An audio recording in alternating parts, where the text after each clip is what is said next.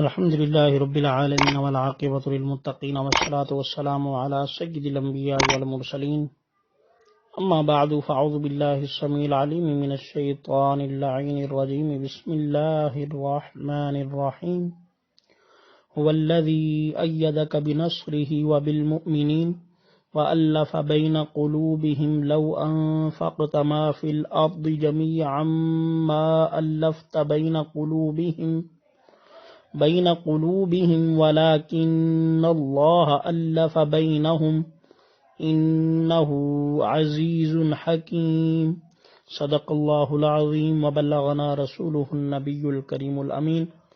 ونحن على ذلك لمن الشاهدين والشاكرين والحمد لله رب العالمين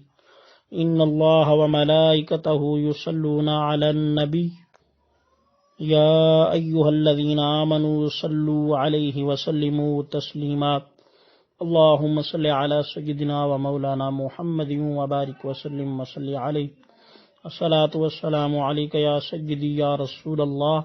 وعلى آلك وصحابك يا حبيب الله الصلاة والسلام عليك يا سيدي يا خاتم النبيين وعلى آلك وصحابك يا رحمة للعالمين الصلاة والسلام علیک یا سیدی یا خاتم النبیین۔ اللہ تبارک و تعالی کی لا ریب کتاب قرآن مجید فرقان حمید پارہ نمبر 10 سورۃ الانفال اور اس کی آیت نمبر 62 کا کچھ حصہ اور آیت نمبر 63، 63 اور 62 کا کچھ حصہ اور 63 مکمل آیت مبارکہ پڑھنے کا شرف حاصل ہوا۔ اللہ تبارک و تعالیٰ سے دعا گو ہوں اللہ تبارک و تعالیٰ مجھے اس کے متعلق جو بھی معلومات ہیں آپ تک پہنچانے کی توفیق عطا فرمائے اور ہم سب کو اس پر عمل کرنے کی توفیق عطا فرمائے۔ اللہ رب العزت کی لا ریب کتاب بے عیب کتاب قرآن مجید فرقان حمید ہے کہ وہ کتاب ہے کہ جو ہمارے پیارے آقا علیہ الصلوۃ والسلام پر نازل ہوئی اور اللہ کا کلام ہے، اور یہ وہ کتاب ہے کہ جس میں کوئی شک نہیں، اور یہ وہ کتاب ہے جس کا ذمہ اللہ تبارک و تعالیٰ نے اپنے آپ پر لیا، یعنی اللہ تبارک و تعالیٰ نے خود اس کا ذمہ اٹھایا اس کی حفاظت کے لیے۔ اور اللہ تبارک و تعالیٰ نے اس قرآن پاک میں ہر مرض کی، ہر اس چیز کی حفاظت اللہ تبارک و تعالیٰ نے اس قرآن مجید فرقان حمید میں رکھی کہ اپنے سارے اعمال، اپنی ساری ضروریات، اپنا سارا کچھ کریم آقا علیہ الصلوۃ والسلام پر نازل کی گئی کتاب اس میں موجود ہے۔ ہر مرض کی دوا موجود ہے، عمل موجود ہے، وظیفہ موجود ہے۔ تو ان وظائف میں سے آج ہمارا اس عمل کے اس قرآن پاک سے ایک وظیفہ لے کر حاضر ہوئے ہیں آپ احباب کی ناظرین کی بارگاہ میں۔ وظیفہ کیا ہے؟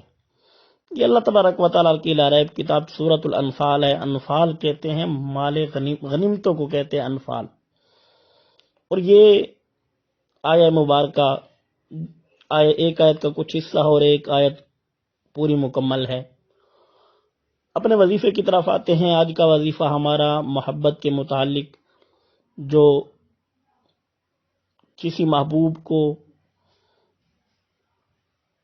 جائز مقصد کے ساتھ پڑھنا چاہے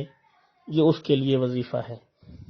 اور جو ناجائز کرنا چاہے اس کے لیے یہ وظیفہ ہرگز نہیں ہے، اور نہ ہم اس کی اجازت دیں گے جائز مقصد کے لیے اس وظیفے کو کریں۔ یہ محبت کا عمل ہے۔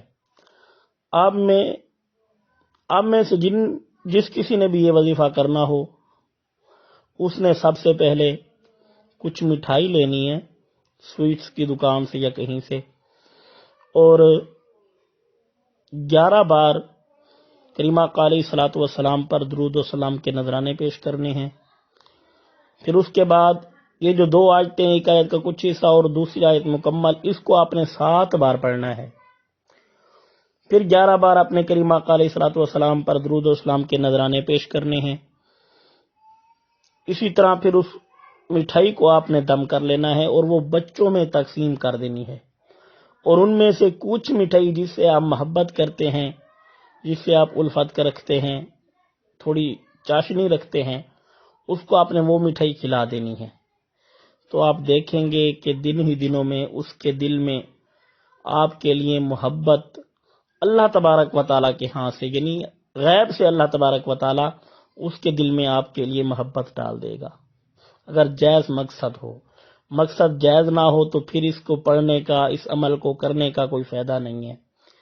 تو جو بھی اب آپ اس عمل کو کرنا چاہیں ان کو اجازت ہے جائز مقصد کے لیے اس عمل کو دہراتے رہیں۔ اللہ تبارک و تعالی ہم سب کے کاموں میں آسانی فرمائے۔ اور ابھی آپ نے ہمارا اگر چینل سبسکرائب نہیں کیا،